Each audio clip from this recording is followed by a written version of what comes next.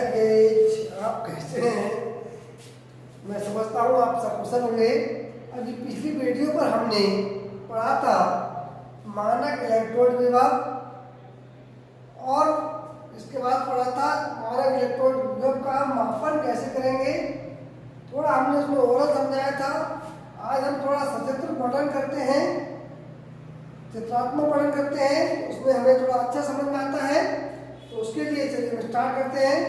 देखिए क्या होता है, जैसे अगर हमने कोई इतना सा भी समझो डिवाइडेड कर, इसको डिवाइड कर लो, ये किसी तरह का कोई पार्ट हम ले लें, वो आपका अर्ध सेल कार्य करेगा।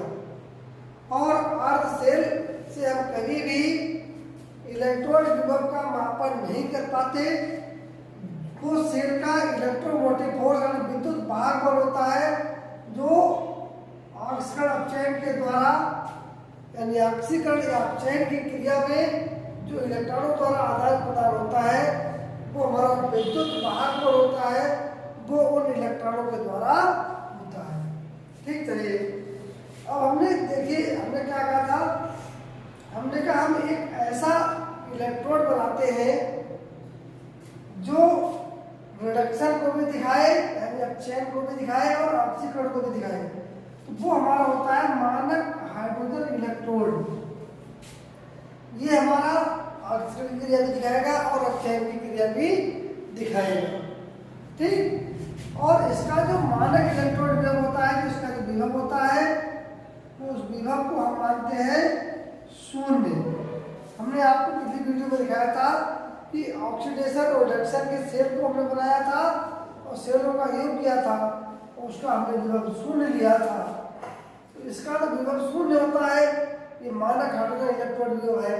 इसमें इस तरह से पूरा सिस्टम बंद होता है, यहाँ से हाइड्रोजन गैस इसमें प्रवाहित की जाती है और नीचे यहाँ से हाइड्रोजन गैस ये निकलती भी रहती है। बस इसका प्रेशर 1 atm रहे, इसलिए इसको थोड़ा प्रेशराइज करते हैं। पूरे सिस्टम का टेम्परेचर जो है 25 डिग्री सेल्सियस होता है पूरे सिस्टम का, चाहे वो इलेक्ट्रोड कोई भी इलेक्ट्रोड हम ले। अब देखिए हमने क्या किया, हमें अब इस इलेक्ट्रोड का जो है मानक इलेक्ट्रोड विभव ज्ञात करना है। इसका हमने क्या बताया, इसका 0 है। अब हमने क्या करना है, इसका मानक इलेक्ट्रोड विभव ज्ञात करना है। तो हमने सारी कंडीशन वही मानक इलेक्ट्रोड के लिए इसकी कंसंट्रेशन मानक में रखी है, टेम्परेचर हमारा जो 25 डिग्री है, पूरा दाब जो है ब्रेकिंग बनाए हुए हैं, हमने मेटल की रॉड रख दी है, ये हमारा इलेक्ट्रोलाइट है, इलेक्ट्रोलाइट हमने मेटल की रॉड रखी है। यहाँ से हम जो भी प्रोसेस होगी, चाहे ऑक्सीडेशन हो या रिडक्शन हो, वो धातु पर निर्भर करेगा, वो जिस धातु से रॉड रखी है उस पर निर्भर करेगा। अब यहाँ के बाद फिर क्या होगा, जैसे ही हम इस बाहर जा रही है, इसको हमने यहाँ पर अगर इसकी कुंजी बना दे इस तरह से, तो अभी कुंजी कैसी है, खुली है, कुंजी खुली बोलते हैं। कुंजी को हमने क्या कर दिया, बंद कर दिया। इस तरह से कुंजी को बंद कर दिया। अब इससे ये कनेक्ट हो गया वोल्टामीटर से। अब इस वोल्टामीटर में पोटेंशियल आएगा, विभव आएगा निकल के, क्योंकि मानक सप्लाई करेंगे तो जो भी विभव आएगा हमारा मानक इलेक्ट्रोड विभव इस धातु का कहलाएगा। तो इसका तो 0 है हाइड्रोजन का, इसका 0 है, तो जो भी रीडिंग आएगी वो इस धातु की आएगी। इस तरह से हम अभी हमने कॉपर की रखी, जिंक की रखी, सोडियम की रखी, कैल्शियम की रखी, लेड की रखी, चांदी की रखी, इन सब धातुओं को हम अलग अलग रखते गए और सबके हम इसी तरह से मानक इलेक्ट्रोड विभवों को ज्ञात करते गए। सबके मानक इलेक्ट्रोड विभव अलग अलग हमें प्राप्त हुए। अभी हम जानेंगे, हमने उन मानक इलेक्ट्रोड विभवों को असेंडिंग और डिसेंडिंग ऑर्डर में अरेंज किया, जो कि विद्युत रासायनिक श्रेणी कहलाई। अब हम विद्युत रासायनिक श्रेणी को जानेंगे। हम लोगों ने अभी जाना था कि हम धातुओं के इलेक्ट्रॉन विभवों को कैसे ज्ञात करते हैं। हमने बारी बारी सभी धातुओं के इलेक्ट्रॉन विभवों को ज्ञात कर लिया। जैसे लिथियम का यहाँ पर इलेक्ट्रॉन विभव आया माइनस का 3.05, पोटेशियम का माइनस का 2.93, यहाँ पर Ba का 2.9790 और Ca का कैल्शियम का माइनस का 2.87। इस तरह से हमने सोडियम का, मैग्नीशियम का, एल्यूमिनियम का, zinc, chromium, iron, nickel, lead, copper, ये तुम्हारा फेरिक है, आयरन की थर्ड और सेकंड फॉर्म, ये चांदी, सोना, क्लोरीन, सबके हमने मानक इलेक्ट्रॉन विभवों को ज्ञात किया और मानक इलेक्ट्रॉन विभवों को एक बढ़ते हुए क्रम में रखा। नेगेटिव की वैल्यू जितनी कम होती अधिक होती है उसका मान उतना ही कम होता है। यहाँ पर माइनस का 3.05 है, इसकी वैल्यू सबसे कम है, यहाँ पर वैल्यू सबसे अधिक है। तो ऊपर से नीचे की ओर आ रहे हैं, बढ़ता हुआ क्रम है। इंक्रीजिंग ऑर्डर में हमने उनके मानक इलेक्ट्रॉन विभवों को रखा है और इस तरह से हमने एक श्रेणी बनाई जिससे हम विद्युत रासायनिक श्रेणी कहते हैं। इस श्रेणी के लाभ क्या है, श्रेणी से हमें क्या क्या मिलता है। तो सबसे पहली बात यह है इस श्रेणी में क्रियाशीलता का पता चलता है, ऑक्सीकरण क्षमता का पता चलता है, अपचयन क्षमता का पता चलता है। अगर हम मानक इलेक्ट्रॉन विभवों के बढ़ते हुए क्रम की बात करें तो श्रेणी में ऊपर से नीचे जाएंगे तो हमारे लिए ऑक्सीकरण क्षमता बढ़ती हुई मिलेगी, अपचयन क्षमता में कमी आएगी। ठीक, ये ऑक्सीकरण और अपचयन क्षमता की बात हो गई।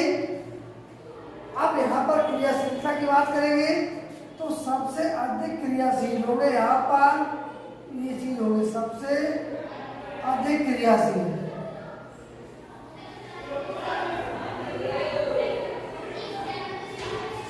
और यहाँ पर क्लोरीन है ये सबसे कम क्रियाशील है, सबसे कम क्रियाशील है। तो हमें इससे क्रियाशीलता का भी पता चलता है कि धातु की क्रियाशीलता कैसी है।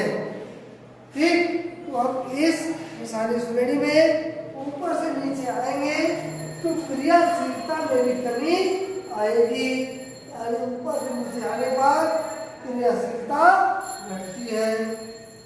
ठीक, अगला ये तो क्रियाशीलता का पता गया, ऑक्सीकरण क्षमता को देखा, अपचयन क्षमता को देखा, क्रियाशीलता को देखा।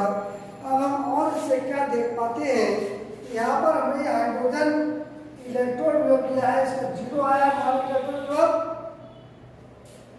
या इससे हम क्या ऑब्जर्व करेंगे, इस इलेक्ट्रोड से ऊपर की जितनी भी धातुएं हैं, lithium, sodium, beryllium, calcium, sodium, magnesium, aluminium, zinc, chromium, iron, nickel, lead, ये सब धातुएं क्या करेंगी, तनु अम्लों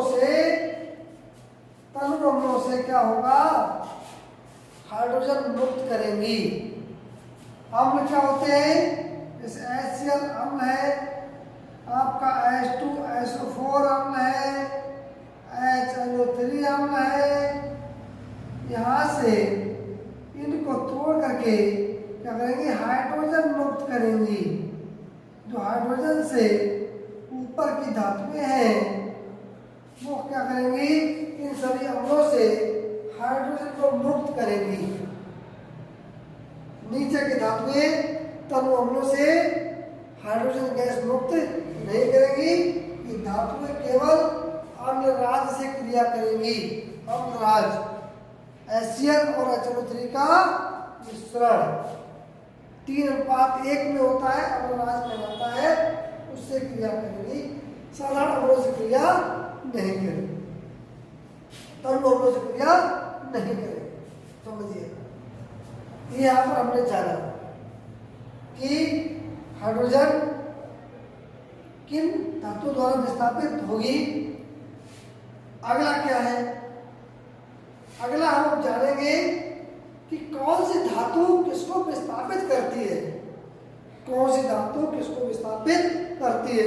तो जैसे हमने देखा क्रियाशीलता को, कहीं पर भी स्थित कोई धातु है, उस धातु से ऊपर की धातु,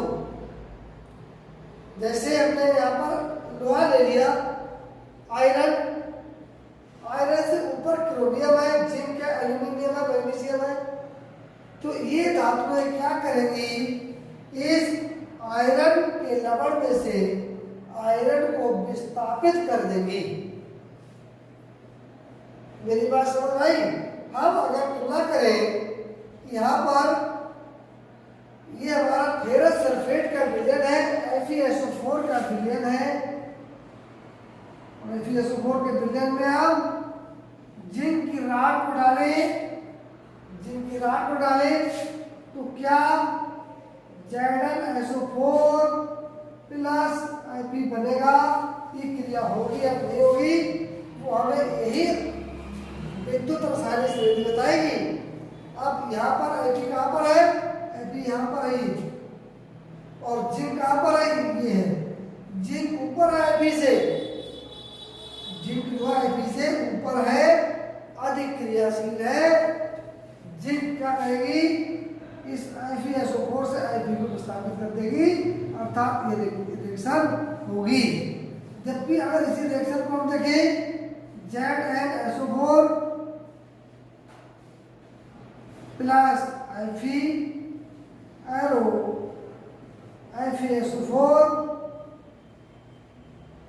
प्लस Zn, क्या ये क्रिया होगी?